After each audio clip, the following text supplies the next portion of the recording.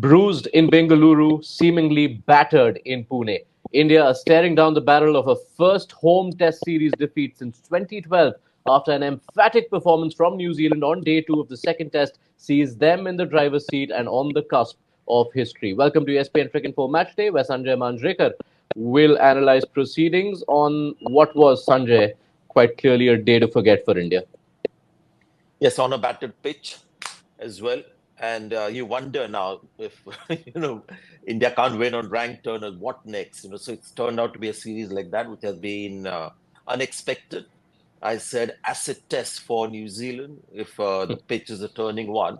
Turns out it's more a test for Indian batters than anything else. And really, before we get into the nitty-gritty of things, hats off to New Zealand.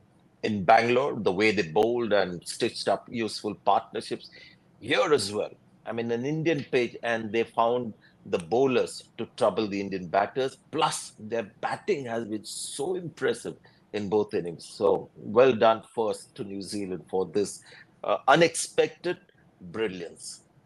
Yes, and the hero of the day, Mitchell Santner, someone who had never taken 7 wickets in a test match, combining both innings together, leave alone one innings. We will come to Santner because there's so much to doff your hat for. But we have to start with the Indian batting, Sanjay. 46 all out was put down to one bad session and extreme circumstances.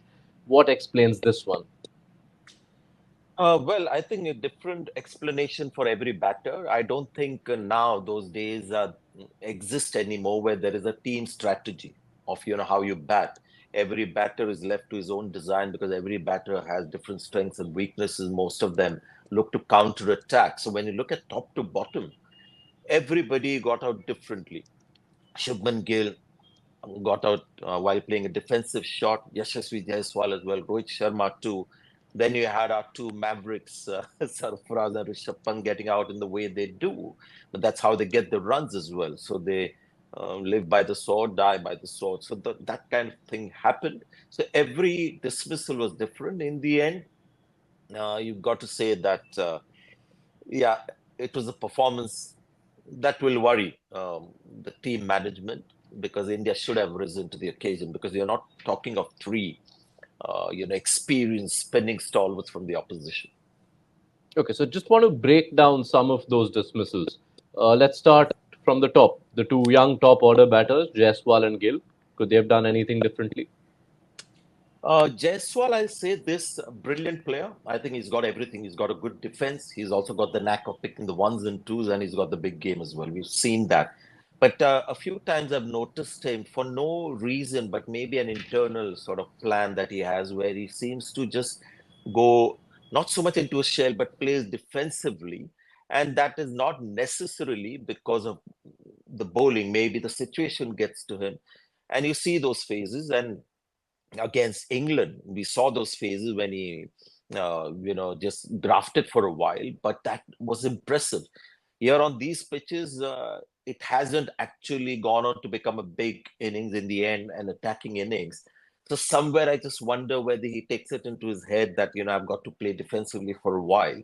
Maybe take a leaf out of Rachin's book and look to score at all time because he's, if not more gifted as or more gifted than Rachin. So maybe that is a temperamental thing that Jaiswal tends to do, just goes a little too defensive. So maybe just go in and think, run every ball, whichever way they come. So that is Yashasvi Jaiswal for you. Shubman Gill, technical problem. And it's a problem that he has for spinners, against spinners, as well as fast bowlers that, front pat coming in line and he's playing outside the line. And, he got out the second time, but the same kind of problems earlier in the innings as well, something that we've seen. Next in the batting card, Virat Kohli, missing what was a full toss and being bowled off it. What do you make of that?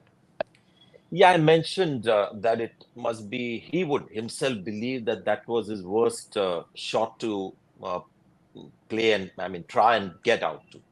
What I meant by that was that obviously try the sweep shot because I think something that he's put in his head that I must try and play this shot because in the last test match as well, he played that shot a couple of times and played it well. So somewhere along the lines, he was thinking that maybe I need to start playing the shot because they don't have a fielder deep for Virat Kohli, and there was a silly point as well. So maybe start of the inning just trying to put the bowler off. So sound thinking, and it's a shot that he played in the last test. So recent memory of that shot coming out well. The worrying thing for me was how much he misread the length. And that is what worries me because perception of length seems to be his problem when he's playing seamers as well. I've talked a million times about how he wants to get forward to a ball that is not necessarily, full. So it's again how he's reacting to the length. But against spin, he's been quite good. The moment the ball was short, he would rock back. But this time that he completely misread the length of the ball and the ball almost pitched under his bat as he went for the sweep shots. How he missed it was the bigger issue for me than actually the shot selection.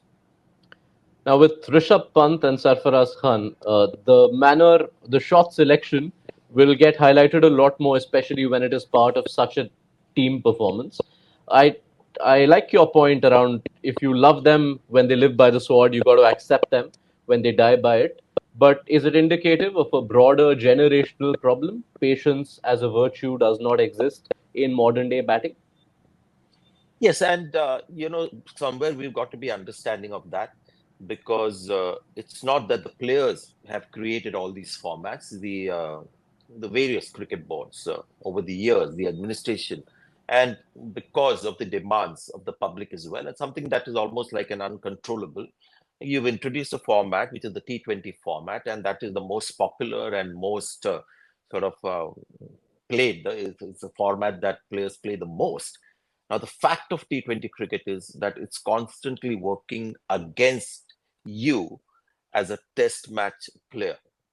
The more T20 cricket you play, the more you commit to T20 cricket, more your test match skills will be diminished. Simple examples being you don't leave balls outside the off stump, you don't play close to the bat, you don't nudge the ball around for singles. So those skills you have to put, almost in the basement, the test match skills, virtually most of the year, because those skills are actually your weakness in T20 cricket. So it's a format that constantly works against your test match skills.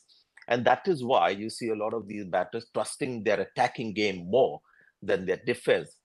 Coming to Sarfaraz, I thought he should have maybe looked to play in the V behind him because that is where he seems a little more, assured, and it seems a little less risky. Twice that he's got out in this series has been when he's tried to loft the ball early in the V in the front. So maybe shot selection. You can't tell these guys to be a little disciplined and open up later, which you used to give as advice to earlier generation. Rishabh Pant as well. That's how he plays, and I have absolutely no issues with Pant because look at his record over the years, and that's how he plays. You take that.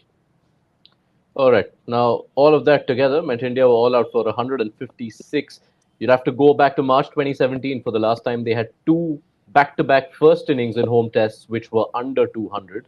And we ran up the numbers, Sanjay, and the recent years don't make for great reading for India's batters when they've been playing at home. And the damning stat, perhaps, is the one you see at the bottom. India have been five down for 150 or less in 14 of the 21 tests they've played since 2021. That's something that had happened only 11 times over 34 tests in the previous period. It has to be then down to obviously how poor the pitches have been. 2000 to 13 to 20, we had turning pitches, and there were some very difficult ones as well. There were some pitches that were reported. And after 2020, we have gone for pitches with excessive turn when England was not the last time. One before that was a glaring example. The last trip wasn't that much, but yes. And that is something that I'd attributed as a reason for Virat Kohli's dropping average at home because the pitches have been so spin friendly that he's almost found himself out of the comfort zone. Now, that period where you're talking about top order contributing better, you've got to look at the personnel at the time. Maybe the batters then had better skills, on those pitches. And since then, this game and batting is evolving so rapidly. As T20 cricket is evolving rapidly, so is Test cricket in a different way, changing. And maybe this is how you see things happening in the future, because I don't think anybody's going to spend a year working out on the flaws that they've found, where they've been found wanting as players on turning pitches. So maybe this is a scenario that we'll have to start accepting, but it has to do a lot with the kind of players who played in that phase, who had better skills and maybe the right qualities for those kind of challenges. So then, seeing where India stand presently, perhaps not too far from a transitional period again as far as some of their batting stars go, how concerned are you about the health of India's test batting? Mm, See, every few years there comes a time when your key players are not in their prime. And you can clearly say Rohit Sharma is not in his prime right now, and so is Virat Kohli. And that happened in 2011 when India suffered those defeats in England 4-0, Australia 4-0. But there you had many senior players who were on the wane, and they didn't quite deliver, and India suffered. But here, that's been a nice transition when you look at it, because there are a lot of young players as well. There's a Gill, there's a Jaiswal, there's a Sarfaraz, there's a Rishabh Pant. So it's a nice transitional phase. But I guess somewhere in a situation like this that we have, when New Zealand are throwing some really difficult questions that India, experienced players have to be the one, in the forefront, and they haven't quite contributed. Hardly any contribution from Rohit Sharma in the first inning, Virat Kohli as well, and that is somewhere coming into play. And as for the younger players, they learn on the job. Shubman Gill just has that one issue with defense. I think all the others are pretty okay. All right, let's shift our focus to the star of the day, Mitchell Santner. Never taken a 4 for in a test innings, never taken a 6 for in a first class innings. Here he is with a 7 for. What stood out to you about the way Santner went about things? First, I've always loved Mitchell Santner, whether you see him in IPL or the other formats, is his attitude. I mean, he's so different from the understated and subdued kind of New Zealand players. He's not over the top with his mannerisms, but you can see that he loves to have a fight out there in the middle. So he was enjoying his time out there, and his reactions when one DRS didn't go his way. He seems a very confident player and seems at home in India as well, whether he's playing the shorter format or this. What stood out was his trajectory, perfect for the kind of surface that we had here.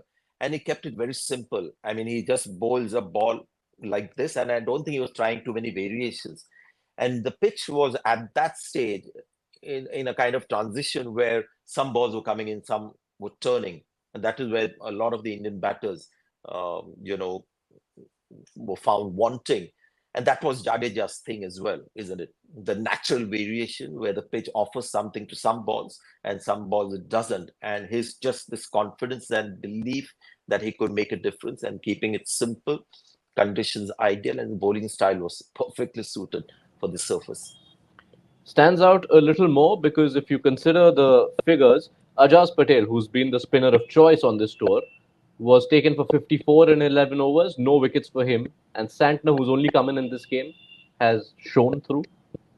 It's actually very interesting, the little nuances of bowling on pitches like this.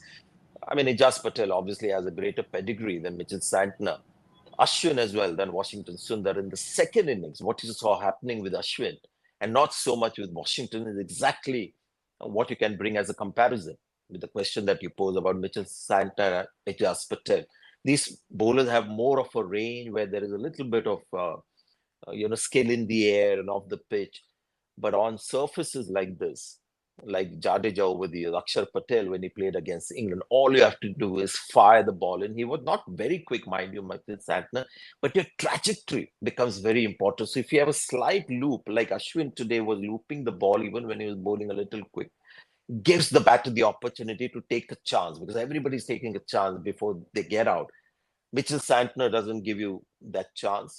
Guys who bowl a flatter trajectory, and Washington Sundar as well is much quicker and a little flatter, although he comes from a high. It doesn't give you too much time in the air for you to react and read the length and respond accordingly.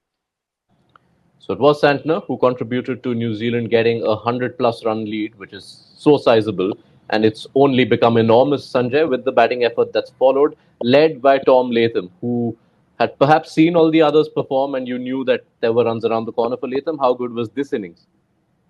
Excellent innings because he showed uh, a lot of batters who don't trust their defense as much and are looking to play unorthodox shots or something to surprise the bowler and thereby try and survive. He showed subtle skills. A couple of times when he sort of misread the length, he was still down the pitch, but didn't commit himself too much and waited. And then with the turn, played the ball on the offside. Now, those are the subtle skills that we were talking about. That was, as a given in the olden days. Now it is hard hands and, commitment is very early. And Tom Latham showed that game along with, how he went after Ashwin very early in the innings, lofted him down the pitch, played a sweep shot. So excellent sort of calculated risks. But most importantly, it was amazing that a Kiwi batter showed a lot of Indian batters the subtle skills to survive and get runs. So I thought it was a high quality innings, more than maybe Rachin and Devin Conway in the first inning. This was really, as I said, a very skilled, very high quality controlled innings. It could be the start of a rather special 24 to 48 hours in the life of Tom Latham. Stands on the cusp of becoming the first captain to win a test series in India if his team were to get the job done. A quick focus, Sanjay, on India's bowling in the second innings. Washington Sundar again is standing out. But what have you made about the rest of the effort? I thought they should have given maybe Bumrah a couple of overs at least because Bumrah is Bumrah, whatever the pitch, and started with spin from the other end. Just a very simple observation is that, Washington Sundar's style and his strength as a bowler with more body involved is getting more out of the pitch. Ashwin not as much, so it was tough for him. But I guess Jadeja has become a bit of a talking point. Jadeja's great strength over the years, and at some stage, those performances have to dip because how long can you sustain those kind of performances? Very noticeable is the fact that he's not as accurate as he used to be, where he used to just bowl on middle stump and a ball would come back in or leave the right hand, and he was a nightmare, whether it was a left hander or a right hander. The accuracy is not quite there. I wonder whether his speeds also, average speed has changed, and hence he's not getting as much reaction from the pitch. So those are the reasons. But finally, I'll tell you one thing: a glimmer of hope for India is that these kind of pitches that we see in India, the one we have in Pune and Wankhede, also you see sometimes, where post these session, as we saw here, the pitch will continue to turn. There'll be some ball that will seem dramatically difficult to play, but it will allow you time. They just sort of slow down a little for you to give you enough time to react. And that could be something that India could cling on to. Okay, so that actually takes me to the last question I wanted to ask you. That based on what you've seen of the pitch, and assuming New Zealand managed to stretch this lead beyond 350, will that take it to the range of unattainable? You would think so. But a big but, like we saw in the last test as well. We can't go by what we've seen in test cricket over the years. Sometimes it's very easy to look back and say, it's never happened before. But the kind of test cricket that you see now has never happened before in the hundreds of years. So who knows? But it will be very difficult. And with the kind of, batting that we saw from India, not all of them were throwing wickets, where in the second inning you would say that, they won't maybe throw their wickets away as much or maybe not play those shots. They're still looking vulnerable. Gill will look vulnerable. Virat will be down on confidence playing against spin, and you can be assured that these three spinners will bowl well. If batters who have confidence in their defense just have to trust their defense a little more, and this pitch, as it's slowing down a little bit, and you're seeing the ball turn a little more, which means that you might not get bowled as much and miss the bat and the stumps, just allows India to maybe survive. And that is something that they should believe in, that the pitch might just be a little better in a funny way come the second innings. Yeah, long, long way to go, at least on paper, with 3 days still left. Much longer than usual conversation, but I hope you agree that it was justified given the day we've seen.